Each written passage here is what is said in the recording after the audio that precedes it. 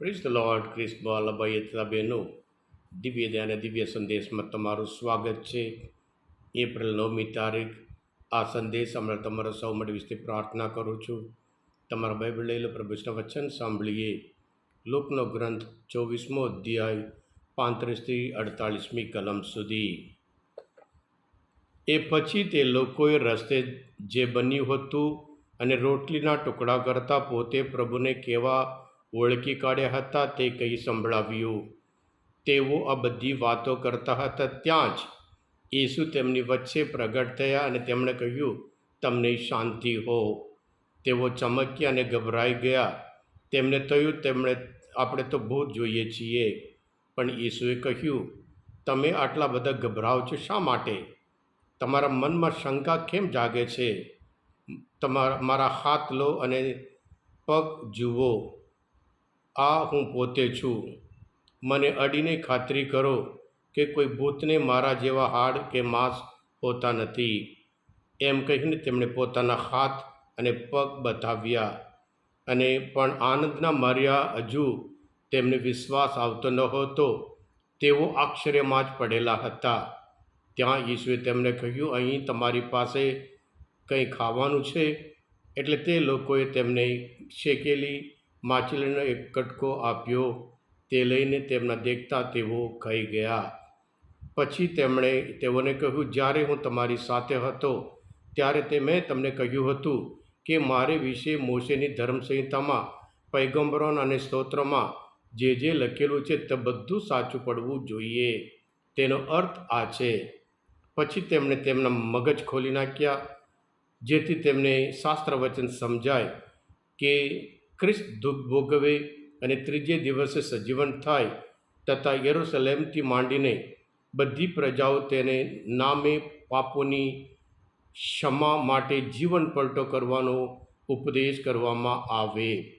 અને તમે આ બધાના સાક્ષી છો. આ પ્રભુની વાણી છે. તે આપણો આધાર છે. કૃષ્ણ ભાઈ બહેનો, લૂકના ગ્રંથમાં આપણે સ્ટેપ બાય સ્ટેપ જોઈએ છીએ. પ્રભુ ઈસુ પહેલાં એક વ્યક્તિને દર્શન આપે છે, માગદલા અને મરિયમને દર્શન આપે છે. અને ત્યાર પછી એમાઉસના 2 શિષ્યોને દર્શન આપે છે. અને આજના શુભ સંદેશમાં બધા શિષ્યો ત્યાં ભેગા થયા હતા. તેમને દર્શન આપી ખાતરી કરાવે છે કે સજીવન થયેલા પુનરુત્થાન પામેલા પ્રભુ ઈસુ છે. ખ્રિસ્તવાળા ભાઈ બહેનો, બાઇબલ આપણને જણાવે છે તેઓ બધા યહૂદીઓના ભયને કારણે બારણા બંધ કરી અંદર રહેતા હતા. અને આજના શુભ સંદેશમાં આપણે જોઈએ છીએ પ્રભુ ઈસુ તેમની વચ્ચે આવીને ઊભા હતા. અને જ્યારે પ્રભુ ઈસુને આ લોકો શિષ્ય જોયા, એમનામાં જાત જાતનું રિએક્શન, ડર અને પછી અશાંતિ, ભૂત હશે, મૂંઝવણી, એમ કરીને જાત જાતનો અનુભવ કરે છે. પ્રભુ એમને ખાતરી કરાવે છે કે હું પોતે, તમે મારી પાસે આવો, મને જુઓ, હાથ જુઓ, પગ જુઓ. એમ કરીને પોતે કેવી રીતે મરણ પામ્યા, એના હાથમાં પગમાં ઘેલા મારવામાં આવ્યા હતા, એ બધું બતાવે છે. એમને પૂરી ખાતરી કે એ સાજીવન થયેલા પ્રભુ ઈસુ ખ્રિસ્ત છે. ખ્રિસ્તવાળા ભાઈ હતા બહેનો, એક સંત પાસે એક વ્યક્તિ જઈને આવીને પૂછ્યું કે ગુરુજી, બધા માણસો પાપ કરે છે. બાઇબલમાં એમ કહેવામાં આવ્યું છે કે સજ્જન દિવસના 7 વખત પાપ કરે છે. એમ કરીને પ્રશુદ્ધ પ્રોવર્બ્સમાં એ આપણને જાણવા મળે છે. એટલે સાચા માણસ અને પાપી વચ્ચે શું ફરક છે? જે પસ્તાવો કરેલો હોય, ધર્મિષ્ઠ માણસ હોય, અને પાપી વચ્ચે શું ફરક છે? એમ કરીને એમને સુભાષિતોના ગ્રંથમાં છે. અને આ સંત માણસ એ માણસને કહે છે ફરક તો છે, બહુ ફરક છે. જે પાપી અને સજ્જન વચ્ચે બહુ ફરક છે. ફરક એ છે કે ભૂંડ અને બકરા વચ્ચે જે ફરક છે એટલું ફરક છે. પેલા ભાઈએ કીધું સમજ્યા નહીં બરાબર. ત્યારે સંતે કહ્યું, જ્યારે આ ભૂંડ અને બકરા એ કાદવમાં પડે, બકરા તરત જ બૂમ પાડે છે, જેથી કરી બીજા આવીને એમને બચાવી શકે. પણ ભૂંડ કાદવમાં ને કાદવમાં પડી રહીને કાદવમાં એને મજા આવે છે.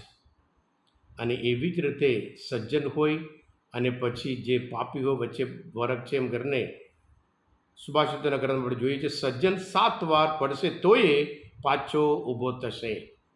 જેવી રીતે બકરાસ કાદવમાંથી બહાર નીકળવા માટે બૂમ પાડે છે.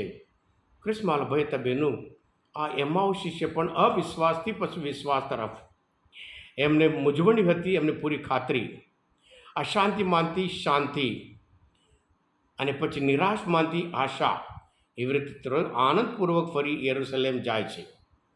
ઘણી વખત ક્રિસ્માલ ભાઈ તમે આપણે જીવનમાં આપણે બધા જે નદી હોય, નદીમાં પડેલા જે પથ્થર હોય એની જેમ જ રહીએ છીએ. નદીમાં પથ્થર હોય, પાણી તો વહે પણ પથ્થર ઉપર કોઈ અસર જ નહીં. એવી રીતે આપણે પણ દર વર્ષે જાત જાતને સંદેશ વાંચીએ છીએ અને હૃદય પલટો કરવાની જરૂર છે એમ કે સાંભળીએ છીએ, પાપોની કબૂલાત કરવાનું સાંભળીએ છીએ, પણ ઘણી વખત આપણા જીવનમાં એ હૃદય પલટો નથી.